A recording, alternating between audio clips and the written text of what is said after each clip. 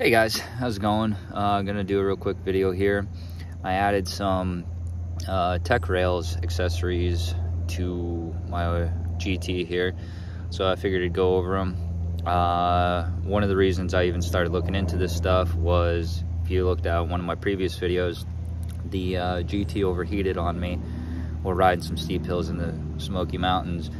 So I found these axle blocks, which are supposed to take some of that heat and work like a heat sink, kind of similar to what you'd find in like a gaming PC or something like that, where the heat can be kind of absorbed into these blocks, and then they got fins on it, and you know, the heat will dissipate through those fins. So let me turn this camera around. Like I said, this will just be a real quick video going over some of these accessories, and I was going to do an install video on these, but it was the first time I took the board apart. I took the rails off in order to put these blocks on, which honestly I think is the only way you could probably get away with putting these on, because the rail block goes all the way around the or not rail block, axle block goes all the way around the axle. So but surprisingly, taking this board apart is a lot easier than it looks.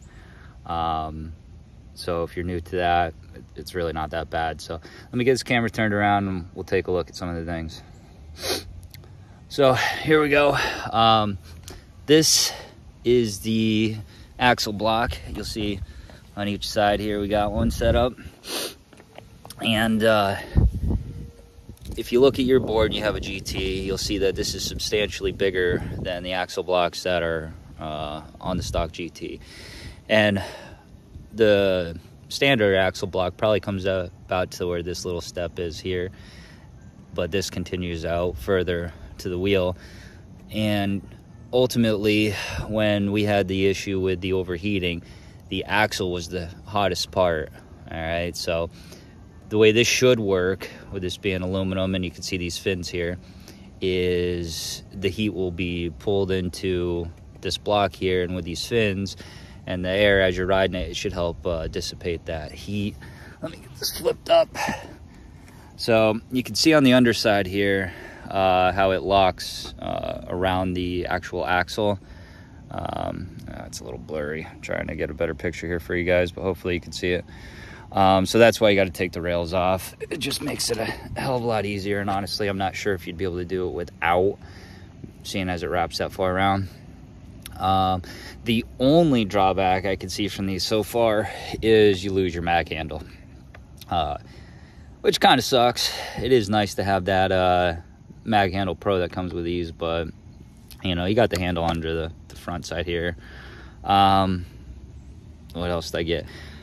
They had, and now I believe this was his first like prototype he put out from Tech Rails, which they're awesome.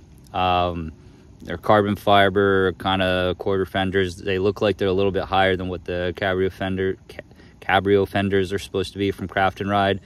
You'll see here he's got a nice little cutout so you can still see your lights. Comes with the hardware. I think they look awesome. So that was the other thing. And then we'll get down here.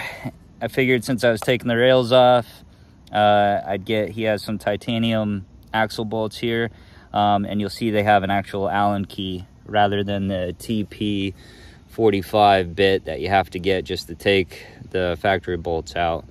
Don't know why they went with such a weird bit, but at least with this bolt here too, the Allen keyholes are pretty deep set, so you should, you know, not have any issues with rounding out the inside of the bolt there. And the only other thing I did recently here is when I did all that, I took the float plate off. As time's gone on, I've used it. I actually don't like it. It adds a little bit of space on the underside of the board, and I hit a lot of shit off it. You know, yeah, that's what it's meant for, but I like having that little extra ground clearance. I seem to hit a lot less stuff while riding on it. And honestly, eventually I'm going to change these bumpers out to a different color. So I might as well get some use out of them, grind them up. Other than that, Something else that Tech Rails has, and I may try to do eventually, but I don't really want to, I don't have the tools yet to be able to change out the bearings, but they do have a motor plate that you can change out here that has some fins on it that'll work with these axle blocks. And with the fins, it'll help move air around that block a little bit more and even pull out a little bit more heat. They have some great accessories for all your different one wheels, the XR, the Plus, the Pint. And what I'm waiting for from them, and I can't wait for it to come out, is they have these rails called switchblades, where they're adjustable, where you can change the front, cant, up, down. Can't wait for them to come out. As soon as he gets those, I'll be ordering those and changing them out. Still waiting for Float Life to send me my Enduro tire. That'll be the next thing that gets changed on here, but so far I'm really happy with these accessories. Like I said, I will throw their link down in the description, and hopefully you guys consider some of their products, because they have a lot of stuff on there. All right, and it's a smaller company, so it's always nice to help out smaller companies who have the same passion we have for the one wheel life. All right, guys, hope this helps.